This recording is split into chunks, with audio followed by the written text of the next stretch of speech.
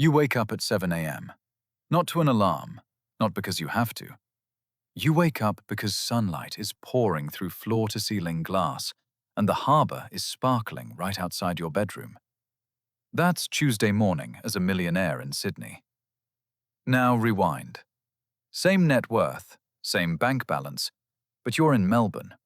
You wake up at 7 a.m. in a heritage mansion in Toorak, rain tapping on the slate roof, and you stroll to the kitchen in your robe to make a pour-over of your kids get ready for school down the road.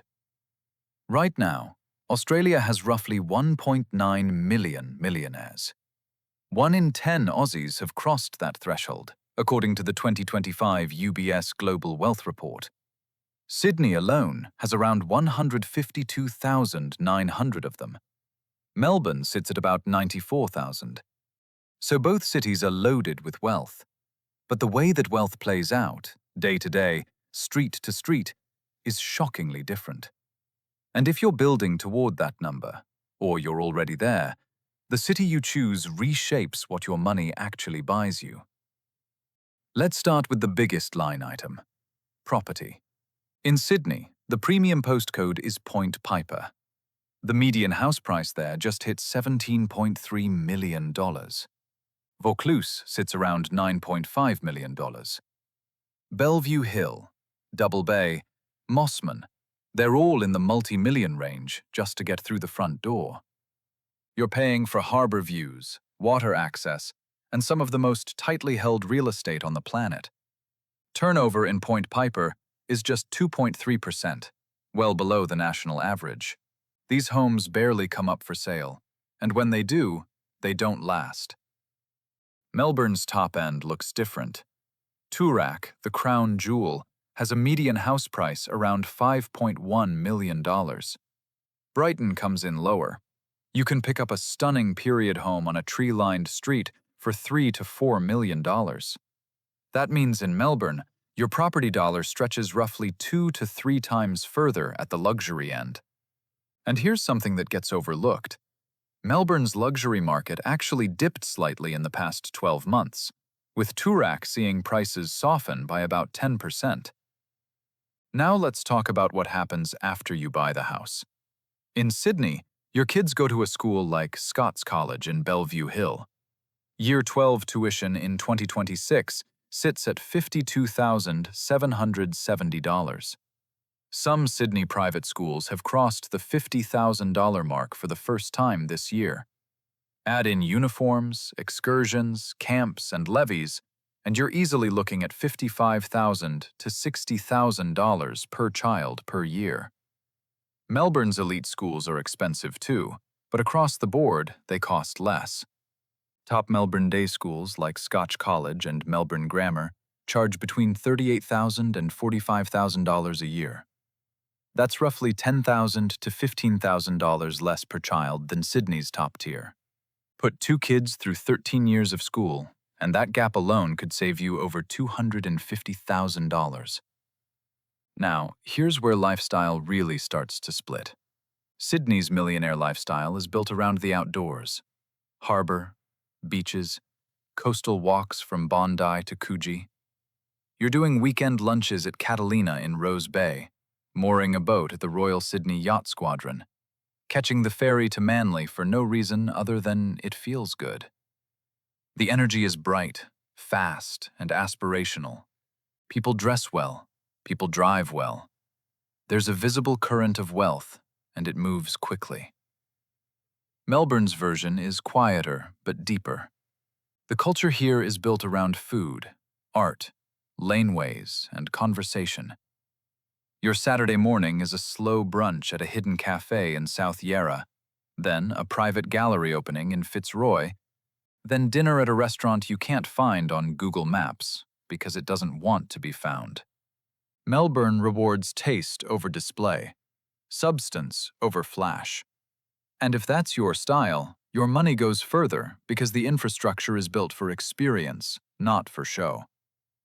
And when it comes to food at the top end, the contrast sharpens. Sydney's fine dining leans into spectacle. You're paying for harbour view tables, tasting menus with native Australian ingredients, and the kind of presentation that belongs in a gallery. Melbourne's dining scene competes on depth. More hatted restaurants per capita, more hidden gems, more diversity in what's on the plate. The running joke is that Sydney charges you for the view, and Melbourne charges you for the chef. Both cities deliver world-class food, but the experience around it feels fundamentally different. Let's talk numbers on everyday spending. Consumer prices in Sydney run about 8.5% higher than Melbourne across the board. Groceries are roughly 9% more. Rent on a one-bedroom apartment in Sydney's CBD averages $675 to $800 a week. Melbourne's equivalent sits around $495 to $550. Now, as a millionaire, rent probably isn't your concern. But these percentages ripple through everything. Staff costs, restaurant bills, maintenance on your property, even the price of a flat white. There's also a tax angle most people miss. While income tax is federal and identical in both cities, Victoria is currently the highest taxing state in Australia. Land tax surcharges, COVID debt levies, and property-related taxes hit investors and property owners harder in Melbourne than in Sydney. So if a big chunk of your wealth is tied up in real estate or investment properties, Victoria's tax regime could quietly eat into your returns in ways that NSW doesn't. The investment landscape matters too. Sydney is Australia's financial capital. If you're running a business, managing a portfolio, or networking with high net worth professionals, Sydney puts you closer to the money. The ASX is headquartered there. Most major banks and fund managers operate from the CBD. Melbourne's strength is in different sectors: tech, creative industries, health, and education. If your wealth comes from building companies in those spaces, Melbourne's ecosystem is arguably stronger and more collaborative. Now, here's what no one talks about: the psychological cost. Sydney's wealth culture can be intense. There's a keeping up pressure that seeps into everything.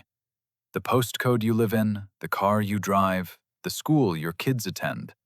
It all gets measured. Melbourne's culture pushes back on that. It's not that wealthy Melburnians don't spend, they do. But the social signal is different. The flex is knowing the right wine, not driving the right car. So what's the bottom line? If you have $1 million in net worth, Melbourne stretches that further. Your housing costs less. Your daily expenses are lower. Your lifestyle feels rich at a lower price point. If you have $5 million or more, Sydney unlocks experiences Melbourne can't replicate. The harbour, the coastline, the global energy of a city that competes with Hong Kong and Singapore for wealthy residents. There's no wrong answer here, but there is a strategic one. The city you choose should match how you want your wealth to work for you. If this got you thinking differently about where your money goes, hit subscribe and turn on notifications. Thanks for watching, and I'll see you in the next one.